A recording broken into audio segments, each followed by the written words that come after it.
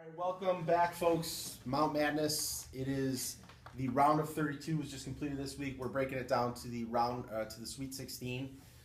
Starting up at the top, no surprises here. Alan Karszewski gets by Ethan Randall. Thank you, Scout. Also want to introduce Scout. For those of you that don't know, Scout is a world travel marketing guru. So she's in here because she's helped design the shirts the last couple of years, and really she's just here to make me look better. That's really the only thing that we brought her in for. So Alan dominates Ethan Randall. I don't even think he sold anything last week.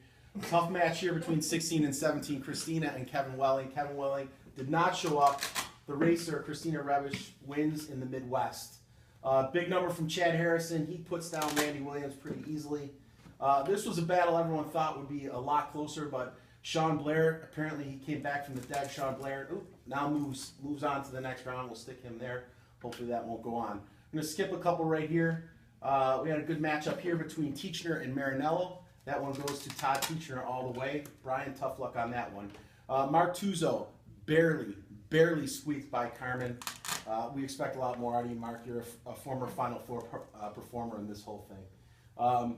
Jim Liebold, I don't even want to talk about what he did to Canada's favorite Italian, Silvio Spina, but Silvio went down in a heap of spaghetti, and Jim Liebold moves on, our number 5 seed. Up in the top, Jonathan Martin. Big win over Joe Butterworth. Joe Butterworth did put up over 100% of his weekly target, though, so kudos to you, Joe. I didn't even know you knew how to sell mounts. Moving down. That's why we brought Scout in. You see what she does? Michael Butler, big performance this week. 125% of his weekly target over Mansour. Mansour, I'm sure, is very disappointed in the way this all went down. Next bracket, though, we have some Canadian assault going on. Brynja pulls off a slight upset over Chip Owen. And then heavy hitter Mike Fia goes down by the Canadian former Giant Scott McDougall. Scott comes in, big number this week, 363% of his weekly target. Really kicked butt, and Canada all over that bracket, but we got some Canada on Canada crime set up for next week there. And then we go down to Tom Keefe taking on his boss, Chris Lubick. Chris Lubick actually wins that one. That was a very close, only 4 percentage points difference between the two of them. Andy Bell was our top performer last week, but he ran into the CDW buzzsaw known as Jim Hathaway. Jim put up, again, a big number, 165% of his weekly target. Jim moves on there, sets up a nice match against his boss, Chris Lubick, next week. Closest match of the week, Mick Gilchrist, Rich Swartz. Less than half a percentage point difference.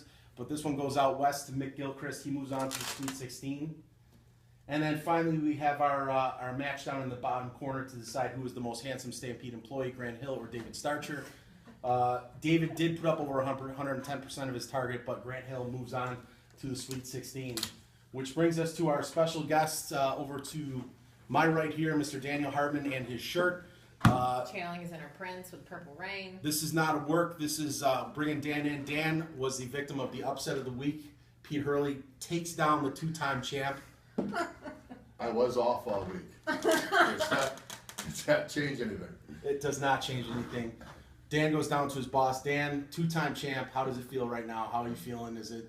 I feel pretty good with the shirt on. But, the shirt is terrific. But other than that, I'm pretty upset, to be honest with you. The shirt is a separate video that we'll probably send out on Thursday. It'll be like a 30 for 30 on Dan Hartman's shirt. But that's it for us here in the marketing and product management department.